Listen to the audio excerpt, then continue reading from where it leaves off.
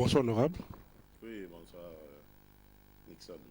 Vous revenez de la prison, là vous avez rencontré plusieurs prisonniers politiques, entre autres Eugène Djomindongala, Christophe Ngo et tant d'autres. Ici maintenant, vous êtes chez Madame Djomé. Comment expliquez-vous cette rencontre? Ben, dans le cadre habituel de solidarité. Vous êtes chez Madame Djomé. Comment expliquez-vous cette rencontre?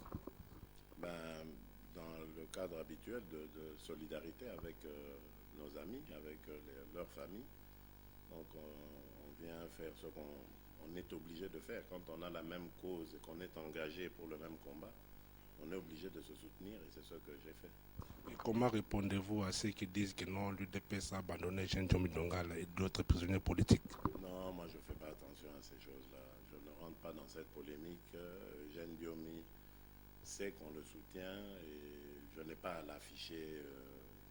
Je ne le fais pas. Je le soutiens, il le sait. Il nous a accueillis d'ailleurs très chaleureusement avec tous les autres. Donc on a vu Muyambo, on a vu Vanu Kiboko, on a vu Ewanga, on a vu Christopher, oui. Donc ils savent qu'on est ensemble. On est ensemble, c'est notre combat et on va continuer. Et concernant, Justifier cela, c'est pas mon intérêt. concernant la santé de l'honorable Eugène Djomindongala, comment vous l'avez trouvé sans morale? Oui, moi je préfère parler de morale. Bon, la santé, Dieu seul sait. En tout cas, il nous les préserve, ils sont bien portants. Mais ce qui nous impressionne, c'est le moral de ces amis-là. Ils ont vraiment le moral très haut. Ils nous donnent même le courage de continuer à nous battre pour eux, mais contre aussi ce régime dictatorial de Kabila. Et nous allons continuer.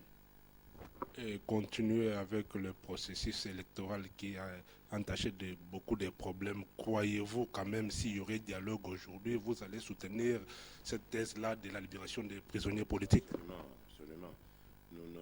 Si nous faisons un dialogue, c'est déjà donc, par rapport à ce calendrier pour le rendre réaliste, parce que vous l'avez dit, c'est un calendrier qui est totalement irréaliste. Mais évidemment, s'il y a un calendrier électoral, ça veut dire qu'il doit y avoir des élections. Et pour qu'il y ait des élections, tous nos amis doivent être libres. Ce sont des citoyens congolais qui ont été injustement emprisonnés et ils doivent sortir de là. Merci, honorable. Merci, Nixon. Comment expliquer, comment vous vous sentez quand vous avez reçu la visite de l'honorable Félix Tshisekedi? Je tiens d'abord à remercier l'UDPS en général et M.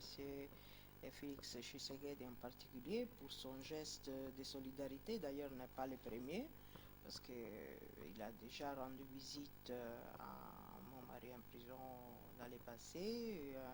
Il l'a fait encore aujourd'hui et ce sont des gestes forts qui démontrent le soutien et dont les prisonniers politiques ont particulièrement besoin en ce moment. Merci beaucoup, madame. Merci.